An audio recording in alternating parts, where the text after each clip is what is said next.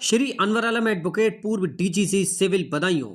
Iran के supreme leader ayatollah Syed Ali Khamenei की शहादत पर बयान। बधाइयों। उत्तर प्रदेश ईरान के supreme leader ayatollah Syed Ali Khamenei की शहादत पर अनवर आलम एडवोकेट का बयान। बदायूं के पूर्व डीजीसी सिविल एवं इलाहाबाद उच्च न्यायालय लखनऊ बेंच के पूर्व स्थायी अधिवक्ता श्री अनवर आलम ने ईरान के supreme leader ayatollah Syed Ali Khamenei की शहादत पर गहरा दुख व्यक्त किया है। आप सबको ये मालूम है और एक इंटरनेशनल ख़बर है कि आयतुल्ला खामनेई साहब की शहादत हो गई है, जो कि ईरान के रहबर मुअज़्ज़म थे और ईरान और हिंदुस्तान के बहुत अच्छे ताल्लुकात हमेशा से रहे हैं।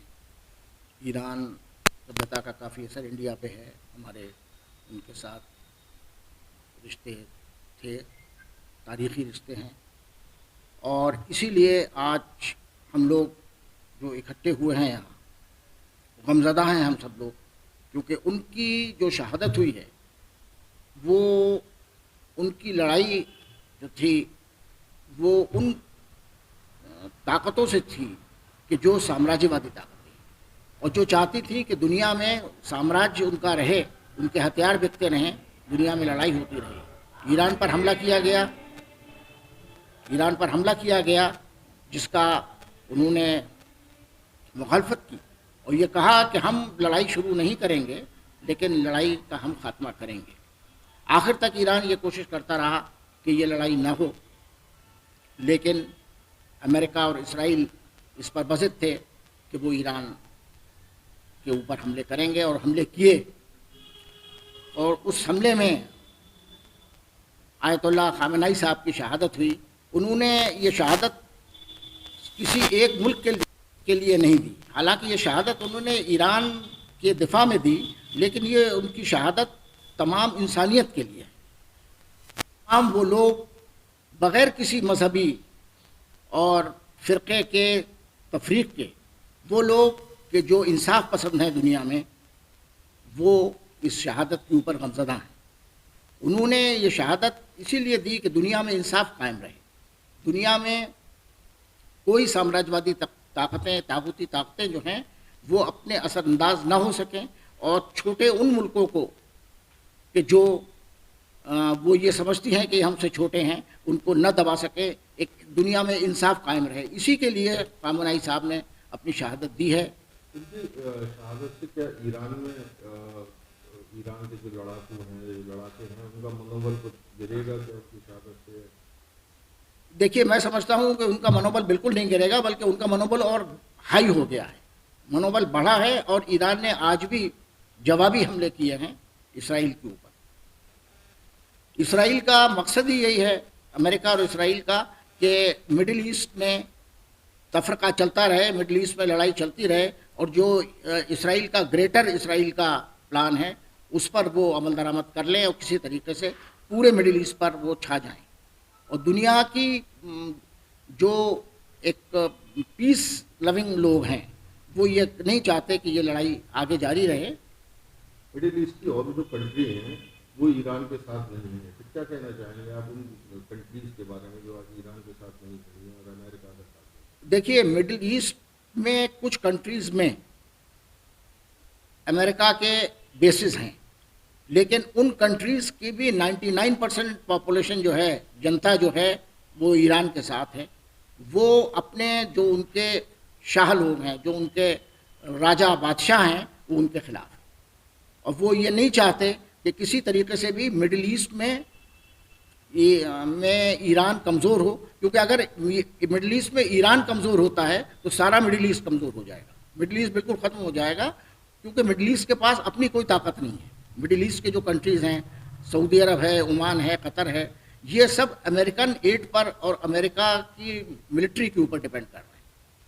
तो अगर सिर्फ एक ईरान है, ऐसा मुल्क है कि जो अमेरिका से या इसराइल से मिडिल ईस्ट में टक्कर ले सकता है, इसीलिए वहाँ की जनता जो है, जितनी भी मिडिल ईस्ट की आम जनता जो है, वो ईरान के साथ है।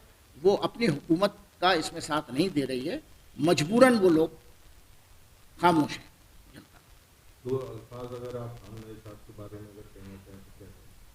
देखिए, खामनेई साहब کی زبردست پرسنالٹی تھی.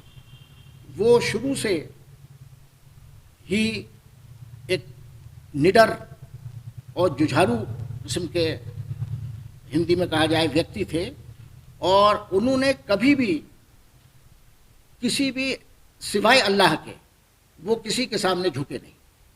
اپنے اصول پر قائم تھے.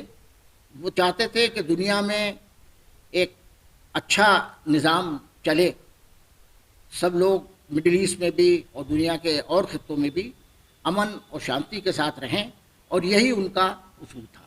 ہندوستان کے ساتھ ان کے خاص ریلیشنز تھے. یہاں پر ان کے خاص ایک دودت رہا کرتے تھے، ابھی بھی ہیں. آغا مہدوی پور پچھلے 24 میں تھے وہ دودت، ان کے خاص نمائندے. وہ میرے بلاوے پر یہاں بھی تشریف لائے تھے.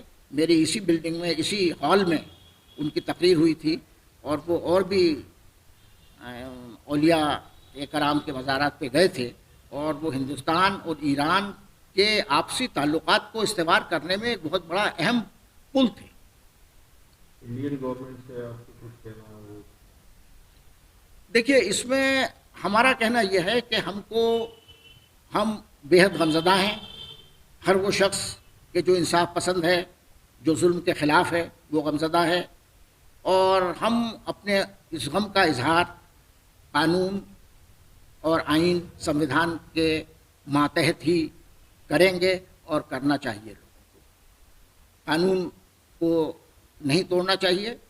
جو ملک کا قانون ہے اس کے حساب سے ہم کو احتجاج کرنا چاہیے. احتجاج کرنے کا ہمارا حق ہے، ہر ایک کا حق ہوتا ہے احتجاج کرنے کا، اور لیکن اس کے ساتھ ساتھ قانون کے پالن کی بھی اس کی ذمہ داری ہوتی ہے. تو ہم یہی چاہیں گے کہ لوگ قانون کے دائرے میں رہتے ہوئے احتجاج کریں، اور احتجاج ہو رہے ہیں.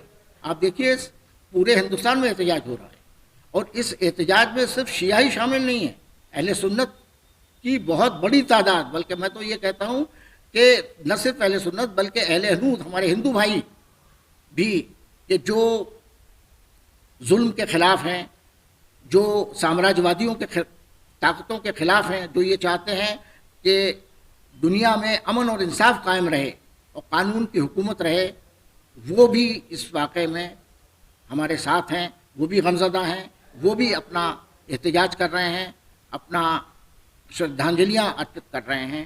جگہ جگہ ایسا ہو رہا ہے، سوشل میڈیا پر بھی برابر آ رہا ہے. یہ آپ